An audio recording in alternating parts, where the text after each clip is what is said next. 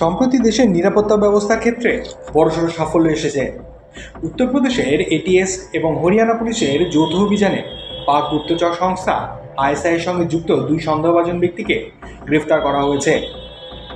গ্রেফতার হওয়া ব্যক্তিদের মধ্যে একজন হলেন উত্তরপ্রদেশের রামপুর জেলার বাসিন্দা শাহজাহান। তিনি দীর্ঘদিন ধরে সীমান্ত এলাকা দিয়ে চোরাচালান করতেন এবং গোপনে গুরুত্বপূর্ণ তথ্য সংগ্রহ করতেন বলে অভিযোগ উঠছে। তদন্তকারীদের মতে এসব তথ্য পাকিস্তানে পাচার করা হতো। অন্যদিকে হরিয়ানার নূহ জেলার বাসিন্দা মোহাম্মদ তারিফের বিরুদ্ধে অভিযোগ, তিনি পাকিস্তানের হাই কমিশনের সঙ্গে নিয়মিত যোগাযোগ রাখতেন। এমনকি প্রাথমিক তদন্তে জানা গিয়েছে তিনি মোবাইল ও অন্যান্য মাধ্যমে গুরুত্বপূর্ণ তথ্য সংগ্রহ করতেন। এই 2 ব্যক্তির গ্রেফতারি শুধু একটি বিচ্ছিন্ন ঘটনা নয়, বরং এতে প্রমাণ হচ্ছে পাকিস্তানের গোয়েন্দা সংস্থা আইএসআই এখনও সক্রিয়ভাবে ভারতের বিরুদ্ধে তথ্য সংগ্রহ ও অভ্যন্তরীণ অস্থিরতা তৈরির চেষ্টা চালিয়ে যাচ্ছে। এটিএস ও পুলিশের তৎপরতা দেশের নিরাপত্তা ব্যবস্থার দৃঢ়তা ও সতর্কতারই প্রমাণ।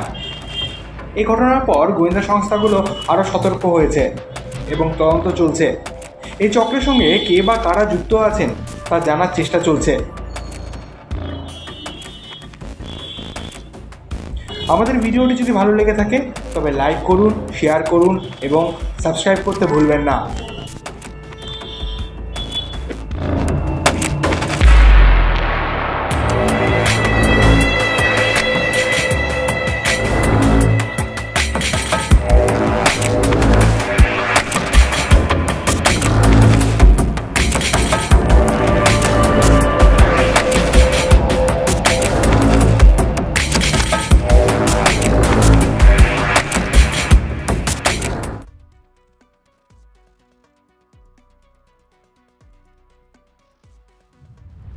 ये हमारे नगीना पुलिस द्वारा खुफिया सूचना के आधार पर एक युवक है अरमान, उसको गिरफ्तार किया गया है।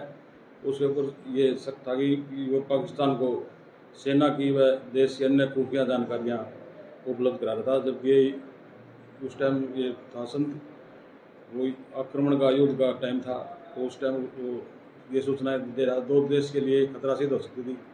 इसी आधार पर उसको 16 मई को हमारी नगीना पुलिस द्वारा बड़कली चौक से गिरफ्तार किया।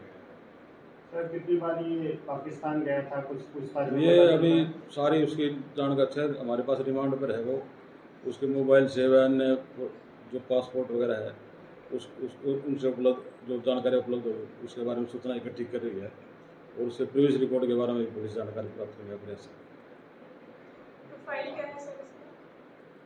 वो भी सारी डिटेल लगी हुई है अभी हमारे पास। उसके जो प्रिलिमिनरी इंक्वायरी है और ये देश की सुरक्षा को भी है, इसलिए थोड़ा ज़्यादा हम इसके बारे में बताएंगे। सर आईबी और हरियाणा पुलिस की संयुक्त कार्रवाई ये हमारे पास, हाँ, ये सारी खुफिया सूचनाएं होती हैं तो कई प्रकार के होंगे, हम सूत्र बता नहीं सकते। तो ये इंफॉर्मेशन है जो हमारे पास आएगी, उसके आधार पर इसको अरेस्ट किया गया है और हमारे पास पुख्ता सबूत हैं। वो अन्य भी हमें जो अन्य जानकारी है उसके बारे में प्राप्त करने का प्रयास कर रहे हैं, हमारी टीमें लगी हुई हैं। सर कोर्ट में पेश करें इसको कितने दिन के रिमांड पर? ये 6 दिन के रिमांड पर है और दिनेश के मोबाइल की या अन्य जानकारियाँ जो है ना, विदेश जाने की कितनी बार कहाँ गया, क्या किससे संपर्क है, डिटेल इन्वेस्टिगेशन जारी है।